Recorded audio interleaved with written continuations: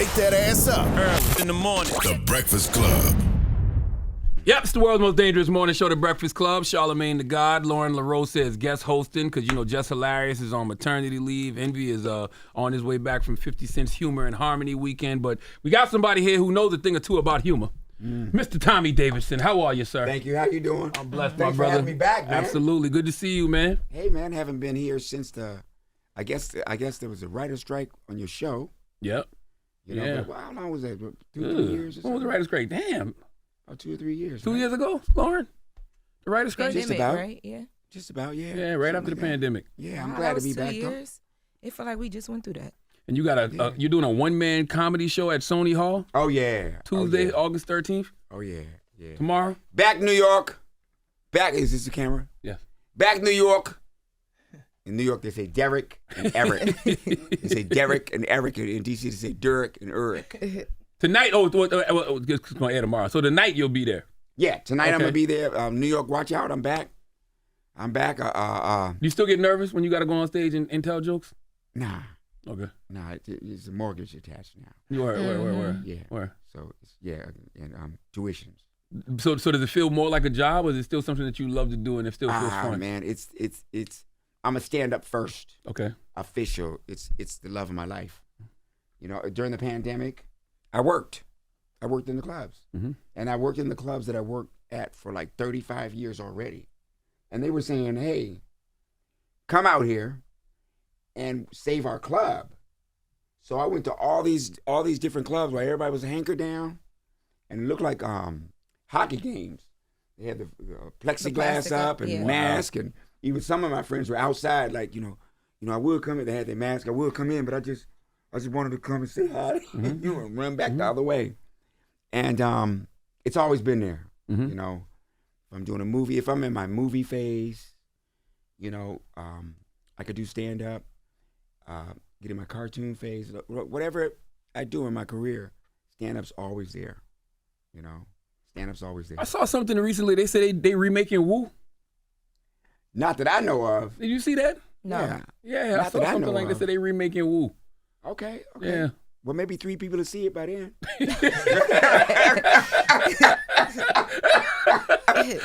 Who's the brother you got with you? This is Donald Northcross, a really good friend of mine.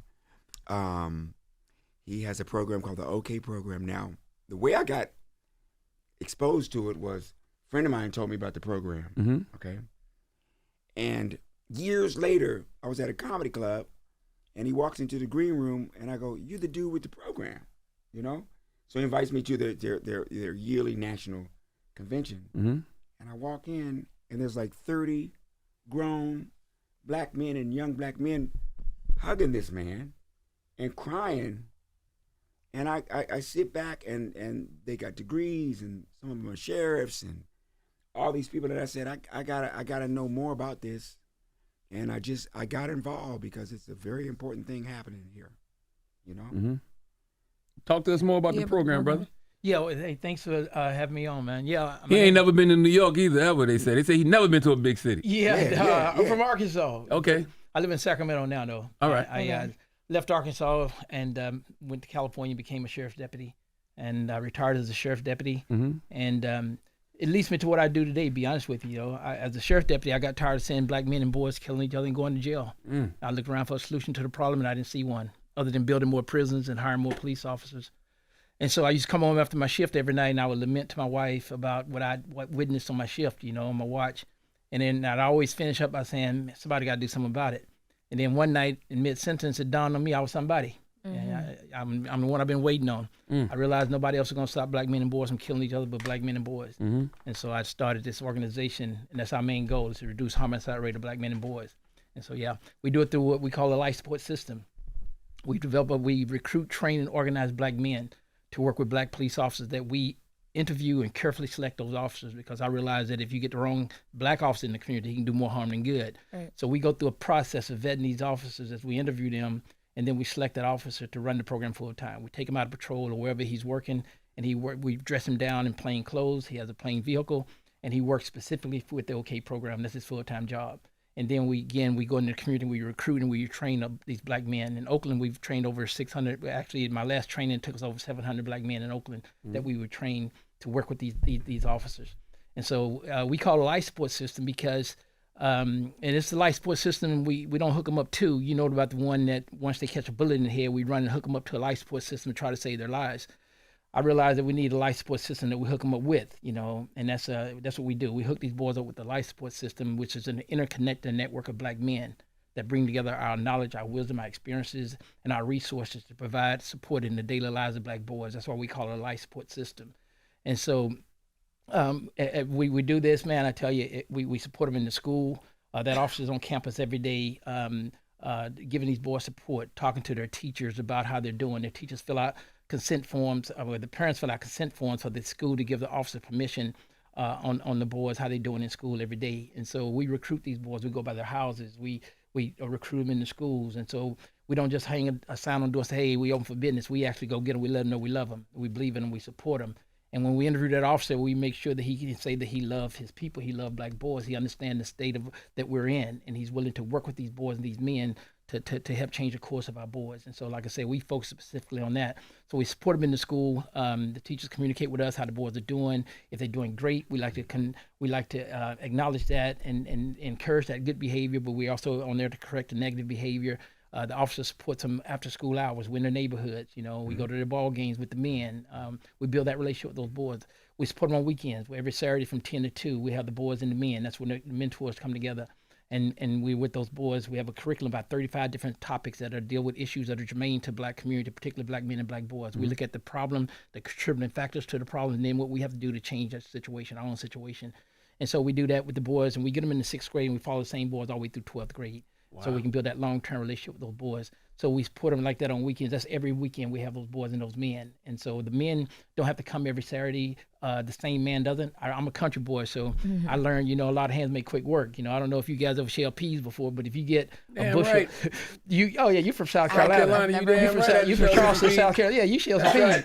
I've never shelled peas. Charlamagne, a lot of these folks. Shell peas. Shell. He know what I'm talking about. I'm open. That's right. A lot of folks think peas. I clean greens. We did put that too, but yep.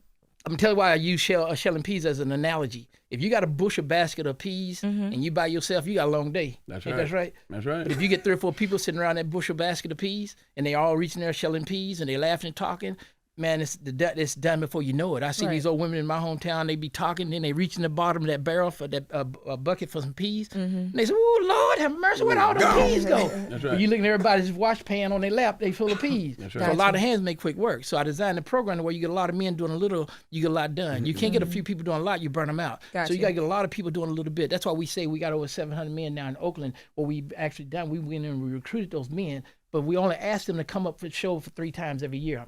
But they can come as many times as they want to. A lot of men come every Saturday. But I know if I ask a brother to come 5, 6, 7, 8 times, I'm gonna lose him. God damn. I'm gonna lose him, Charlamagne. No, but if I say, hey, brother, look, all we need you to do is show for 3 times, and we train all the men. Yes, so sir. all the men have to be on the same page. I don't need 100 brothers out there saying 100 different things. I just need brothers out there on the same page. We have to know how we're gonna present ourselves to our boys. We ain't talking about no sexual stuff. We're not using the N word. We're not cursing. We have to show these boys a different kind of man that they used to admit in their community. 70-some% of our households headed by single mothers. So we make sure that we recruit these black men. And I keep saying black men because we don't make no exceptions. All of our men are black. All of our boys are black. We're not trying to solve all the problems in America right now. We're just trying to reduce homicide rate of black men and boys. And can't nobody stop black men and boys from killing each other but black men and boys. We have to be serious about this, man. How can we help this program? What's the website that they can go to? okprogram.org. Go to okprogram.org and check us out. We've been around a long time, been fighting this battle a long time, man. And it's not hard to get men at grassroots level. Because black men look for a message like this. Not only a message, but something that's attached to that message, like a plan. That's why we call it a life support system. It's actually a plan. We talk about, we support these boys in terms of when they get in high school in our program. Remember, we get them in 6th grade. By the time they're in high school now, we have pathway advisors now. We have other black men in Oakland. They're with the probation department. They're assigned to the program full time. So these men, and we select them too. But these men actually now, they work with our boys in 9th grade, start helping them get their driver's license before they get out of high school, their social security card, exposing them to different career paths when they get out of school. Whether it's all of our boys when they get out of school, they know that they've experienced this career path thing now. So we want them to either go to college, trade school, coding, or military. So we focused on these different areas so that when they get out of high school, they're just not going to stand on the corner now. That's a life support system. If we get them in that system, we know that that's going to save their life because they're not going to be out the streets hustling. They're less likely to go to jail. They're less likely to kill somebody else because our curriculum is dealing with. For example, we talk about some of the things we talk about. Again, we got 35 sessions, but one of the things we talk about, we heavy on, is the homicide rate of black men and boys. You know, we're only 6% of the nation's population, and we account for 50% of the homicides each year. How can You mean black men? Black men. Okay. We're 6% of the nation's population. Look at the Center for Disease Control. We're 6% of the nation's population, but we account for about 50% of the homicides each year, Charlamagne. There's nowhere in the world 6% of a population should account for as many homicides as 94% of the population, and we're okay with that. Nobody's talking about let's reduce homicide rate of black men and boys. Incarceration numbers. Well, the incarceration is just as bad almost, you know. But nobody is talking about, in particular, black men. I don't expect everybody to talk about it, but it hurt my heart. That's why I've been doing this for 30-some years now. It hurt my heart to see black men don't have a plan to reduce homicide rate of black men. We have a cause. We jump on every cause out there. This should be our number one cause, because if we can reduce homicide rate of black men and boys, it's going to reduce violent crimes in our city. In order to reduce homicide rate of black men and boys, you got to love our boys. We got to love each other, man. Ain't nothing going. It all starts with love, and as you begin to love each other, you begin to change the crime rate in our city. More jobs come in, more businesses come in. Everything changes if we can reduce the homicide rate of black men and boys. Nobody can do it but us. You know, one of the biggest things that you said, while you was talking, is that you were a police officer. Yeah. But you felt like you couldn't change anything being a police officer. Wow. I couldn't do it, man. No, man. I mean, policing is not designed to do what I'm talking about doing. I'm just being honest with you. Policing is not designed to reduce the homicide rate or stop black men and boys from going to jail. It's not. The police officers are there to respond to crime, basically. They forgot the label that we have as being community service or peace officers. Protect and serve. Protect and serve. Being a peace officer. We look at enforcement officer, because enforcement is how you promote. Enforcement is how you get a name in law enforcement. So we value enforcement over serving the community. And so we have to, I didn't like the police at all when I was growing up, because I grew up in a small southern town. You know, I'm born in the 50s, so you can imagine I was part of desegregation in the South, which was where a lot of my mentality comes from. You know, I lived in the colored folk quarters. I lived on the other side of town. I didn't see my first black police officer in my hometown until like 1978, I believe it was. Wow. Yeah. And How so, old are you? I'm 65 years old. You look good, brother. I appreciate that, man. I'm trying to keep up with Tommy Davidson, man. So Go ahead, man. I Go got ahead. my question for y'all in the work that you're doing, because you're working with the program too, Tommy, is like, so in the state that we're in right now with like the political climate, do you guys think that Kamala is best for the Democrats, and like, you know, moving forward, the conversation and mission that you guys are talking about with like just black men and them fighting for causes that are going to make sense for them at the end of the day? Absolutely. I mean, for the other choice, you saying? Yes. Oh man, hands down, no doubt. I mean, you know, the So other, you don't want you don't want immunity for all your fellow officers? Oh no. They don't need I qualified. was going there immunity. next. No. That's one of the worst things I think that you can do, is give someone total immunity from their own responsibility. You can't do that. It creates a problem. You know, I was telling Danny, a friend of I just met Danny, but Danny seemed like I've been knowing him a long time. We were standing outside talking. First time I ever met him, we were sitting outside talking about the business of law enforcement, you know. And I was telling him, you know, Dan, I said, look, if you're a police officer and I'm a police officer, and we come up on the scene and we have to fight a guy, legitimate fight, you know, and we fight him, and then we get him under control, and I get the cuffs on him, and there's other people standing all across the street watching, just citizens. And once we get the cuffs on him, Danny, you stand up and you give him another kick. You kick him. And I don't say anything, Danny. I said, you know how many bad police officers on the scene for those people concerned? There's 2 bad police officers on the scene. But if you kick that guy and I push you back, say, Danny, I tell you no, they don't have to hear my word, but they see my action. There's only 1 bad police officer on the scene. But that's what I'm saying. The good officers stand by and allow the bad officers to get away with it over and over and over again. That's why we have so many bad officers, because we allow it to happen. The good officers allow it to happen, and it costs all of us in the long run. What do you think, Tommy, about the question Lauren asked, just about the political climate? You know, it's always been the same for us, African American community. I mean, we got a choice between the two, right? And you know, if you, personally, you know, who's for community? You know, who's for us, you know? And I say who's for us, who's for the people, the working people. You know, what's going to be the outcome? Is it going to feed the billionaires? Is it going to take the money to them and take it away from all the services that we need? It's been a battle, you know, the whole time. But we, you know, we do the best we can with our system, with our political systems. Yeah. You know, but you know, it's just like the Tilden Hayes compromise. You know, we got a choice between the two of them, but when we're gone, they conspire together. Yeah. You know, Tilden Hayes compromise, I think it was 1856, I think, right after the Civil War. You know, and they got together with the Tilden Hayes compromise. Same thing happened in Miami. Yeah. You know, in Florida, and they were going to have another civil war over that. So they got in together, and they made the Tilden Hayes compromise. And they said, if you make our party the president, you know, we'll release the federal troops from the South. And then Jim Crow started. We didn't get out of that until 1968. So they're political parties, but you know, we're the group. We're the group of African. We're the group that came here and built basically the imperial wealth of the country. You know, all that cotton and all that tobacco and all that rice and all that work. It was all for free, and it was for 400 years. So the people that are sitting on top of that money right now are the same people. You know, and they're a small consortium. My mother, who's a white woman out of Wyoming and Colorado, and we grew up in D.C., said, well, the people united will never be defeated. You know, so we do the best we can with the systems that we're in. But it does come down to us.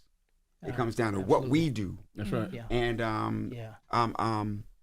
you know, my total look at it is that we're doing just fine. You know, we got to look at the linear comparison of where we are now. You know, and they've gone after the head of our families with heroin and cocaine and all this other stuff, you know, but they went after the wrong head because the head is the female. Yeah. You know what I mean? Everybody's grandmother is the one. Yeah. You know, so. I didn't know your mother was white. Oh yeah. Biological mother? Yeah. Okay. Yeah. No, not my biological mother. My mother. Oh, got you. My mother that found me. Got you. Yeah. I think she's black now that I think about it. You know, but you know, it's just one of those things where, you know, I go a day at a time and try the best I can. You know, and so, you know, I hear hip hop, you know, they not like us. No, they are us. You know? When I talk about the OK program, you know, they not like us. They not or they're us. No doubt. You know, and when it comes down to it, you know, we've always been the best things for us. Absolutely. You know, so that's where I'm coming from. You know, it's interesting. You want to have a conversation with Dr. Umar? No, that was supposed to be between me and you, man. Oh, my fault. I know. My bad. Is he here? No. He's not here. I was gonna try to make it. No. Because you know, he made a comment that he don't respect any black man that get married to a white woman, and you know, I was just, you know, he's a doctor, so I was like, hey, man, you know, watching that, it kind of just made me want to say something. Got you. You know, want to say something because, you know, we do that, and then we're doing the same thing that got done to us. You know, isn't it them that said that? You know, you're not to marry a black person. As a matter of fact, they started out saying they can't get married at all. You know what I mean? So, and the way I see it, you know, with my mother and my family raising me and love me so much, they're the only good, well-meaning white people in this country. You know, John Brown, and we can go on and on and on and on. You know, so we start that discussion with us. You know, we need to do this and do that and do that. You know what I mean? And because we're Africans and we're this, we're that. First of all, Africans aren't outside of humanity. We're a part of humanity. You know, and we're an essential part of it because everybody walked out of Africa and changed colors based on geography and where they were. You know, so at the root of mankind is Africa. So, you know, if we trip on color, we're tripping on ourselves because it's just really a mirror of us anyway. You know, and I grew up in the 70s, right? So peace was in style in the 70s when I was a kid. You know? Hippie era. Yeah, oh yeah. The Vietnam kids were coming back from right. Vietnam, and women were getting their rights, and there was busing and all that stuff. We're years and years away from that, and now we're on a march. You know, I just really I love my job because I dispense happy. Mm-hmm. You know, I go to every corner of the world, military bases and all kind of stuff, and dispense happy. I got a great job. Mm-hmm. You know, it's not like I work at the at the baggage claim in the airport. You know, first thing they hear is, "Where are my damn bags?" Mm-hmm.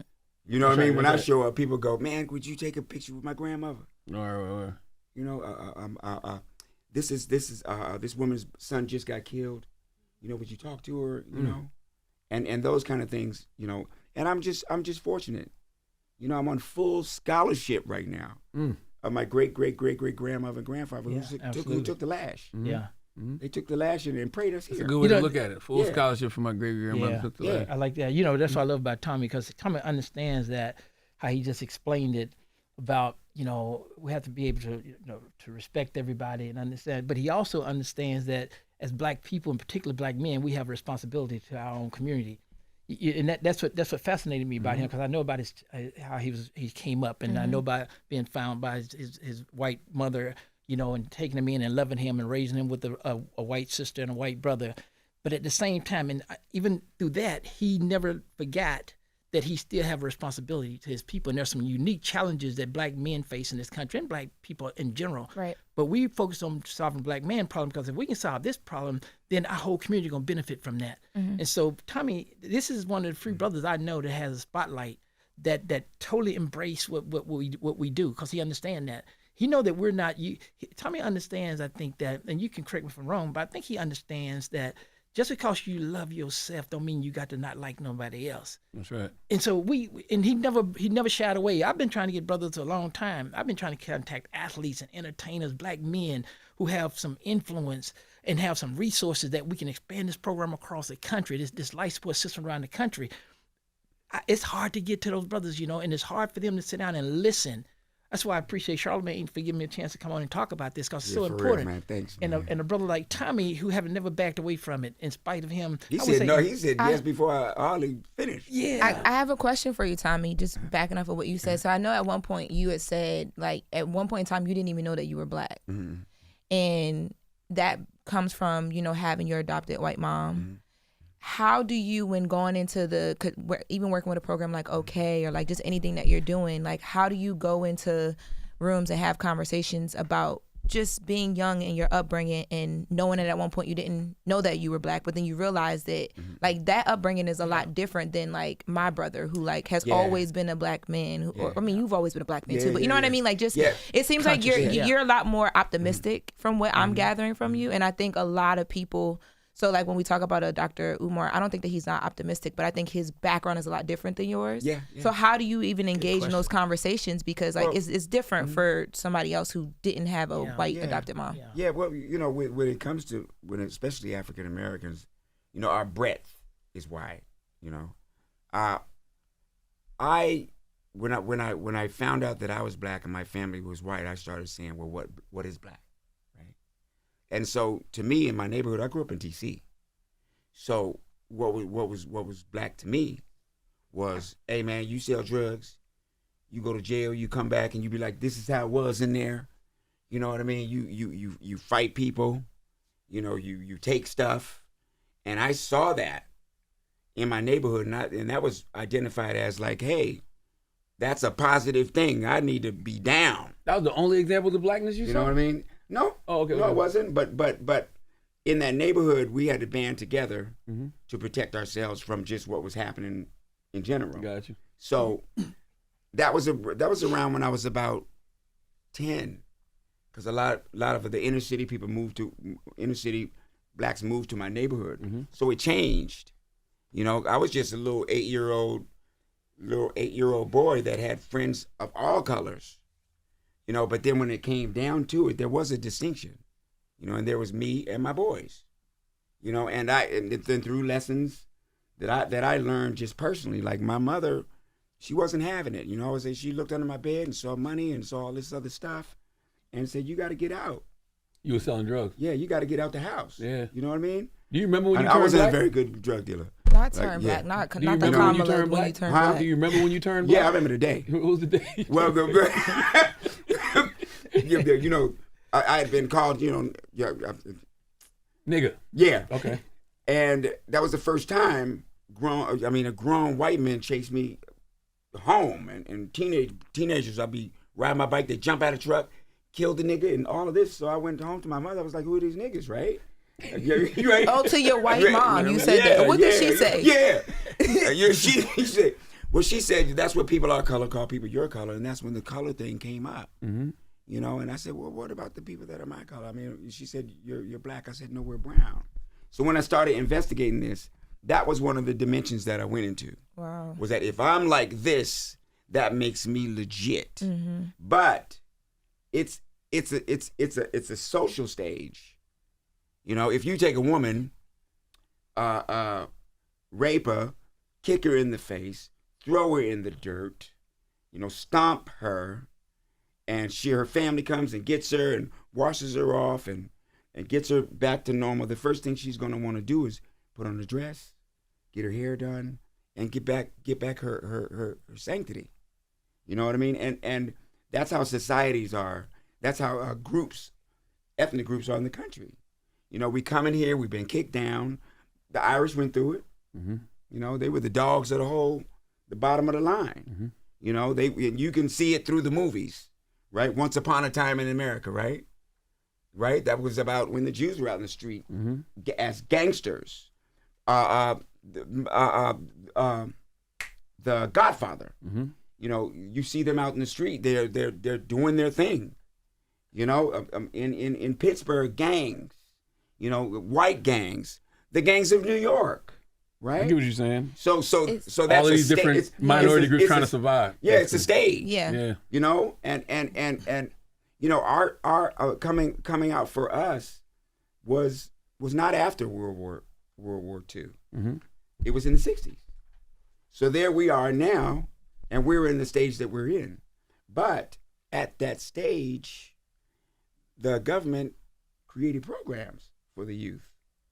There was Roosevelt's program, the work program, included taking all of the youth and put them in the camps. There's the YMCA. Right. There's the Boys Clubs of America. You know, there's a 4-H club. Mm-hmm. You know, there's all these things that were created to keep them out of the streets. You know, and we had never benefited from those programs. Mm-hmm. That's one of the reasons why I gravitate towards this one, because it's organized, it works. I see. It makes sense. They're grown men. They're grown men now. Yeah. You know what I mean? So, you know, if anybody in this country has just been kind of bombarded by problem after problem after problem after problem after problem, you know, it's our community. But the best thing about it is that we're forgiving people. We're loving people. You know, we're and we got the tools to heal ourselves. We got the tools to help ourselves. Right. Now. Man, let me tell you something. So it turns into the conversation turns into something simple for me. Mm-hmm. You know, as long as this country is dealing with the human race, we're gonna be racing. So it's gonna be, you know, the whites racing for resources, and the Mexicans racing, Puerto Ricans racing. But the second that this country becomes mankind, you know, man being kind, then we're going to get that change. But until then, it's going to be the human race. That's right. And it always has been. But the wonderful thing I love about the human race is this: early in our history, mm-hmm. way back, when a band of humans that was one color saw a band of humans that was another color, the guys would say, the girls look good over there that color. And the girls would say, the guys look good over there that color. And that's how we got colored. Grass always look green on the other side. You know what I mean? No, it looked better. Yeah. Because they're over here going, those guys over there that are that color look good. Mm-hmm. And they're going, those girls over there that color look good. Mm-hmm. Thusly, we are all the colors. That went over my head. In the Bible they call it begatting.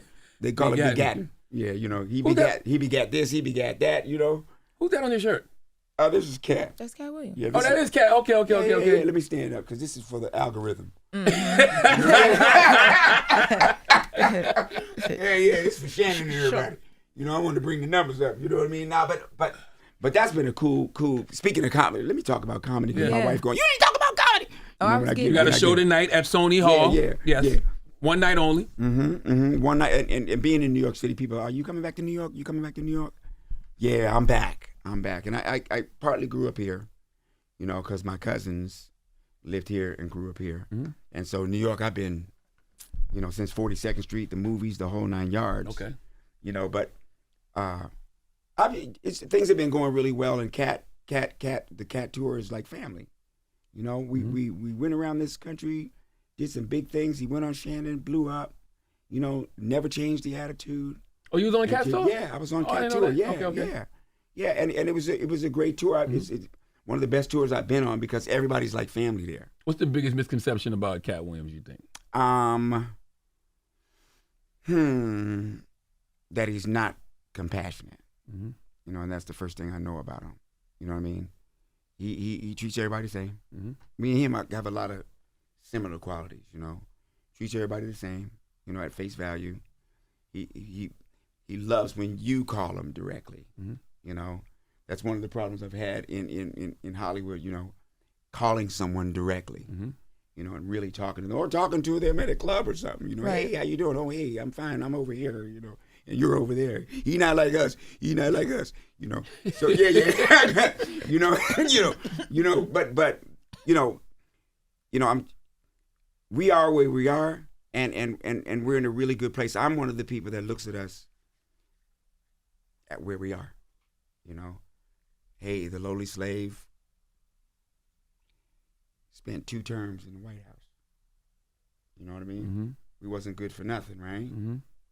Okay, and now we're circling back, and we have one of our sisters there too. You know, so black women around the world are going, little black girls are going, I can do this. You know, and it's not as important here.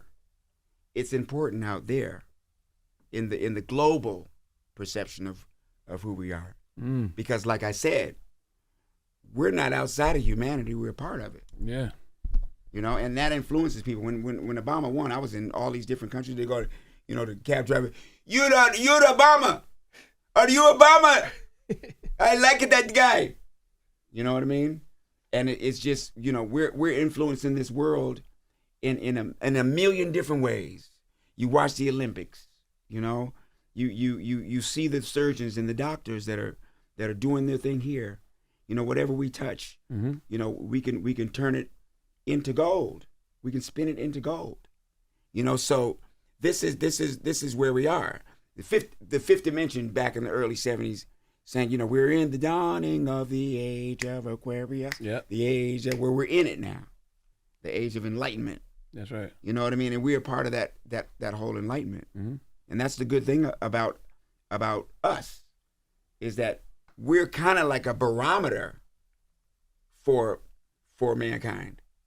Because if anybody can go from where we are to where we are, then that means anybody who sees that can go from where they are to where they are. That's I right. think we're in a place too of like really getting to teach people how to treat us a bit. And that's important as well too, for sure. Absolutely. They're saying we got to wrap. I do want to ask you one thing, Tommy. What were your thoughts when Oprah talked about how she was weight shamed by a skin on In Living Color?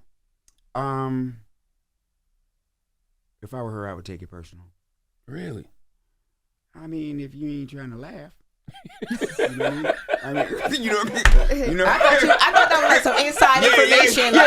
They were in the writer's room and they put Oprah up on there. If you ain't trying to laugh, you know, if somebody said, you know, if somebody did a skit, if somebody did a skit about me, you know, and then Tommy looked like he's starving. And I'm in a little loincloth, and somebody handed me a now later, you know, and I'll be laughing my ass off. Yeah. You know you what like I mean? to laugh. Yeah, because I love to laugh, and that's the core of it.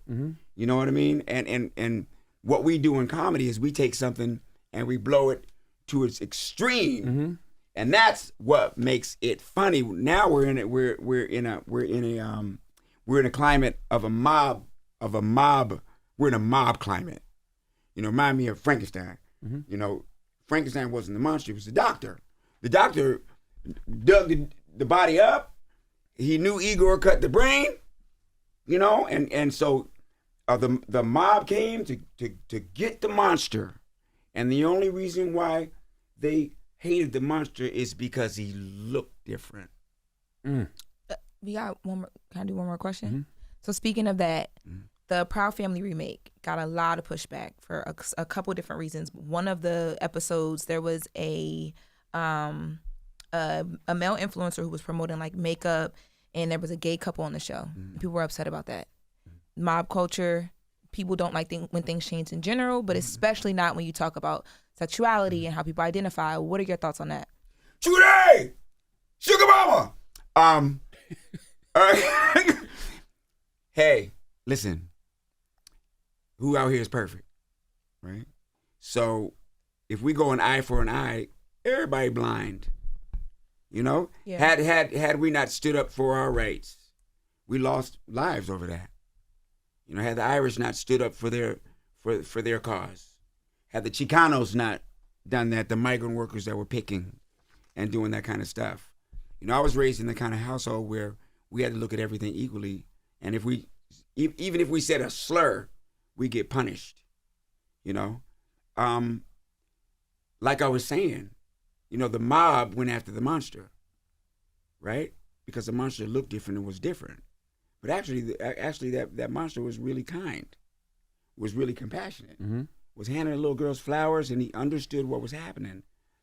I'm a part of this society in every way. My brother was a gay male. He was white. You know, the opposite of my neighborhood and what was black and, and masculine. But he was my best friend. He was my best friend. You know, and could you understand how that could have alienated me? And it did when I was young, because I didn't have a brother to help me out there in the streets fighting and stuff like that. But as I understood more and understood what love was, you know, that was one of my biggest advocates. And this is all about purpose, individual purpose. What are we going to do while we're here, right? He went down with his gay and lesbian friends in capital city, Seattle, went to the government,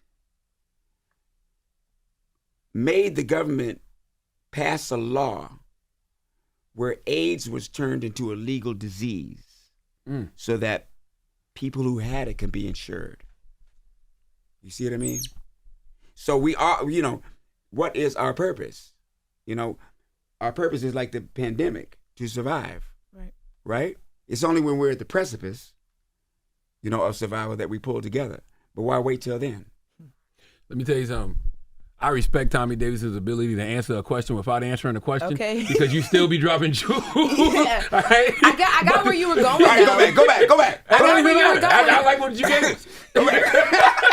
Tell us the website again for the OK program. okprogram.org. All right. Yep, okprogram.org. And Tommy Davidson will be at Sony Hall tonight. Is it sold out already? Or?